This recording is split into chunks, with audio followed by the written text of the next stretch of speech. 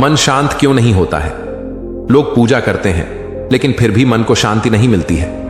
मन को शांति कैसे मिल सकती है? इस संबंध में एक कथा प्रचलित है। इस कथा का संदेश यह है कि किन कारणों से किसी व्यक्ति का मन शांत नहीं होता है। कथा के अनुसार किसी गांव में एक महिला बहुत धार्मिक स्वभाव वाली थी। वह साधु सन्यासियों का सम्मान करती थी।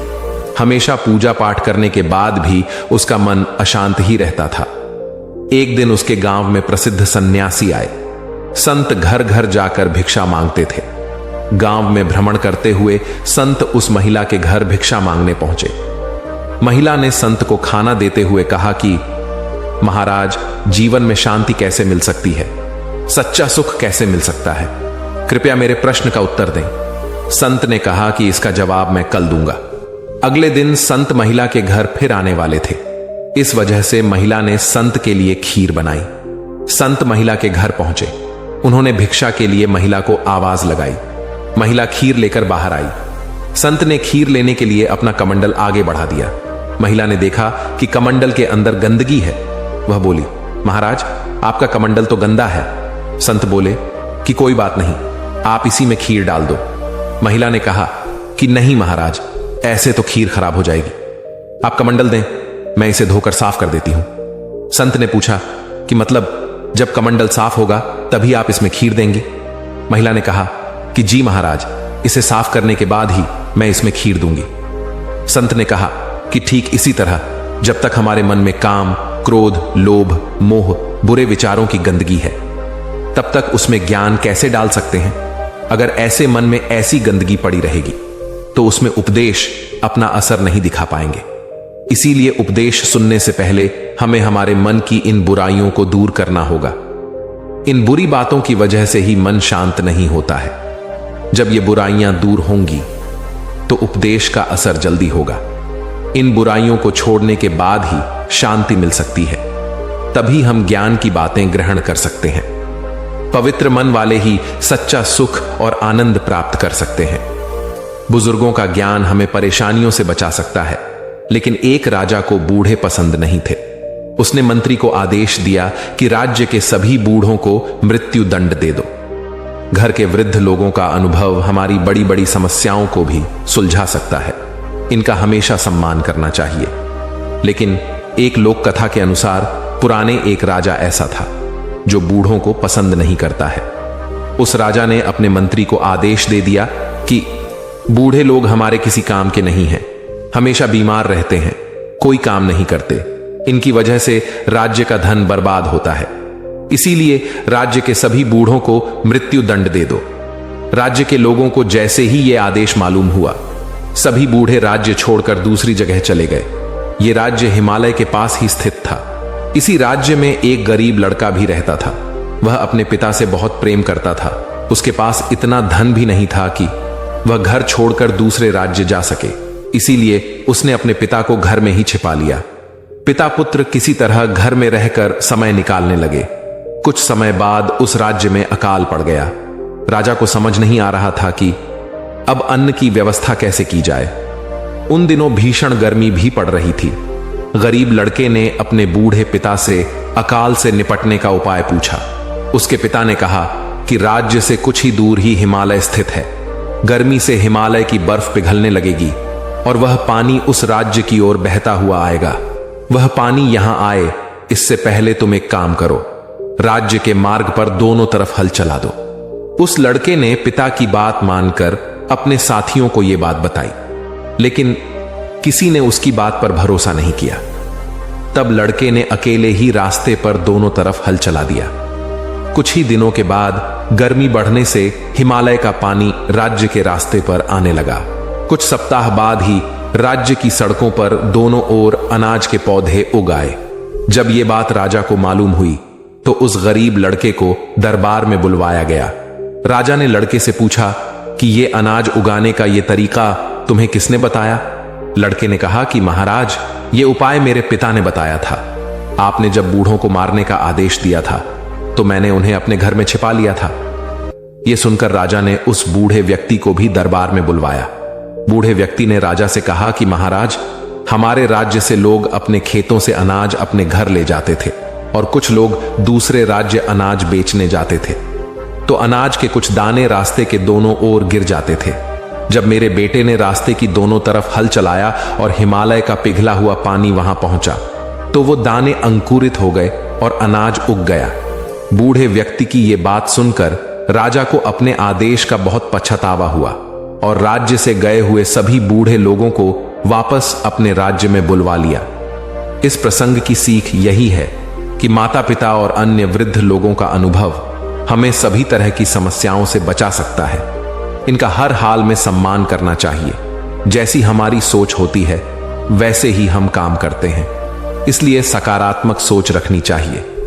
पुराने समय का एक किस्सा है। किसी गांव में एक व्यक्ति को गांव के सभी लोग अशुभ मानते थे। गांव के लोगों की सोच उस व्यक्ति के लिए नकारात्मक बन गई थी। पूरे गांव में यह बात फैल गई कि सुबह सुबह इस व्यक्ति का चेहरा देख लेते हैं तो पूरा दिन बर्बाद हो जाता है। लोग उस व्यक्ति को गांव से भगाने की कोशिश करने लगे। जब यह बात वहां के राजा को मालूम हुई तो राजा ने उस व्यक्ति को अपने महल ही रहने के लिए कह दिया, क्योंकि राजा खुद इस बात को परखना चाहता था कि वह व्यक्ति अशुभ है या नहीं।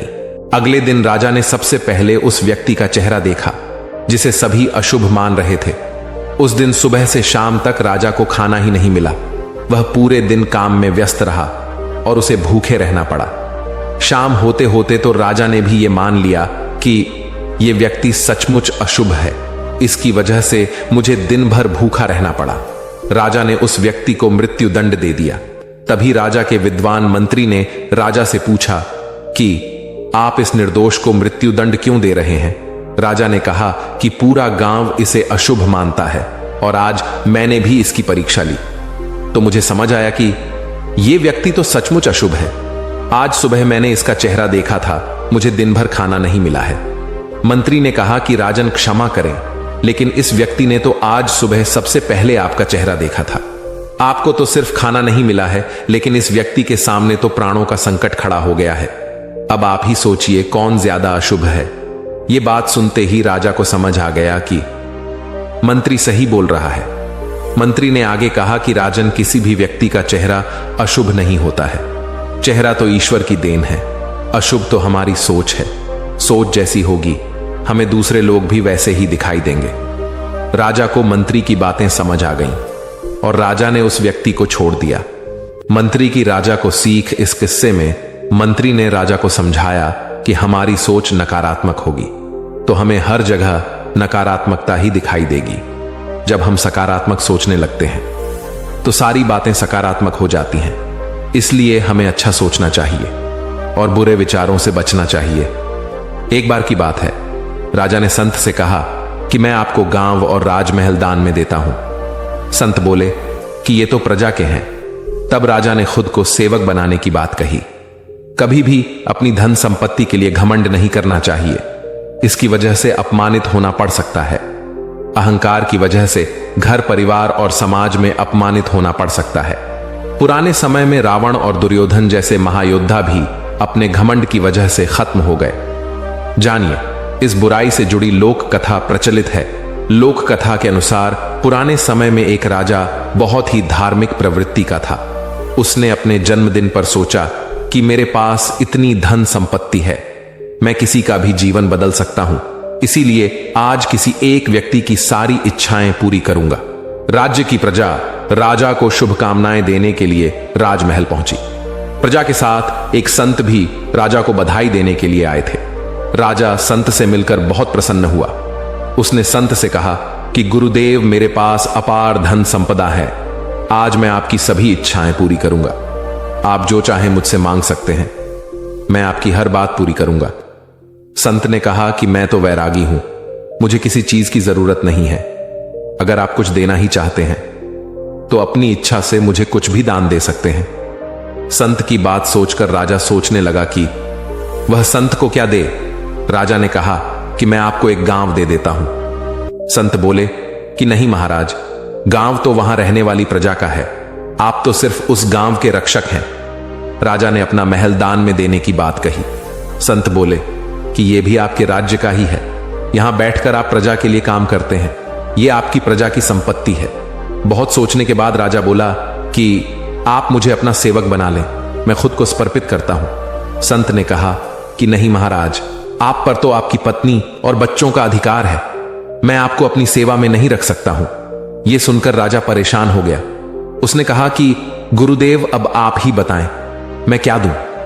संत ने कहा कि राजन, आप मुझे अपना अहंकार दे दीजिए। अहंकार का त्याग करें, क्योंकि यही एक ऐसी बुराई है जो इंसान आसानी से छोड़ नहीं पाता है। अहंकार की वजह से व्यक्ति के जीवन में कई परेशानियां आती हैं। रावण, कंस और दुर्योधन भी अहंकार की वजह से ही मृत्यु को प्राप्त हुए और उनके वंश का नाश हो गया। ये बातें सुनकर राजा को अपनी गलती का एहसास हो गया। वह अपनी धन संपत्ति पर घमंड कर रहा था। राजा ने संत से क्षमा मांगी और इस बुराई को छोड़ने का वचन दिया। सुखी जीवन का सूत्र। एक व्यक्ति ने संत से कहा कि मुझे कोई ऐसा उपदेश दें जो मुझे जीवन भर याद रहे। मैं आपके प्रवचन सुनने रोज नहीं आ सकता।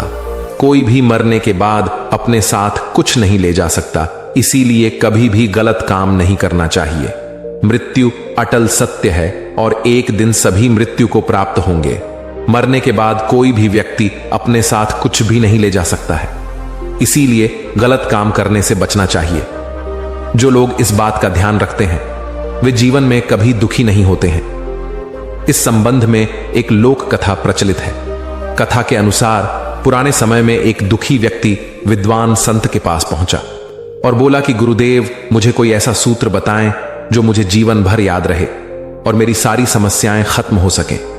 मेरे पास इतना समय नहीं है कि मैं रोज आपके प्रवचन सुनने यहां आऊं। संत ने उसकी बात ध्यान से सुनी और कहा कि ठीक है, मेरे साथ चलो।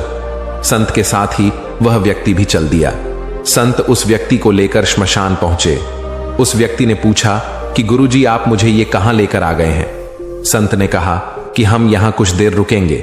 थोड़ी ही देर में एक धनी व्यक्ति की अर्थी वहां आई और उसके कुछ देर बाद एक गरीब व्यक्ति की अर्थी लेकर कुछ लोग पहुंचे। अमीर और गरीब दोनों लोगों के शवों को श्मशान में जला दिया गया। इसके बाद संत उस व्यक्ति को लेकर अपने आश्रम लौट आए। संत ने उससे कहा कि तुम कल फिर आना, मैं तुम्हें कल उपदेश दूंगा। अगले दिन सुबह सुबह ही वह व्यक्ति फिर से संत के पास पहुंच गया। संत उसे लेकर श्मशान पहुंचे। संत ने अमीर की चिता से एक मुट्ठी राख उठाई और एक मुट्ठी राख गरीब की चिता से उठाई। दोनों मुट्ठियों की राख दिखाते हुए संत ने कहा कि ये देखो, अमीर हो या गरीब, दोनों एक समान हैं, दोनों में बिल्कुल भी अंतर नहीं है। इसीलिए हमें धन कमाने के लिए कभी भी गलत काम नहीं करना चाहिए। निजी स्वार्थ में दूसरों को कष्ट नहीं देना चाहिए, क्योंकि मृत्यु के बाद कोई भी व्यक्ति अपने साथ कुछ भी ले जा नहीं सकता है। संत की बातें सुनकर व्यक्ति को सुखी जीवन का एक ऐसा सूत्र मिल गया था जिसने उसकी सारी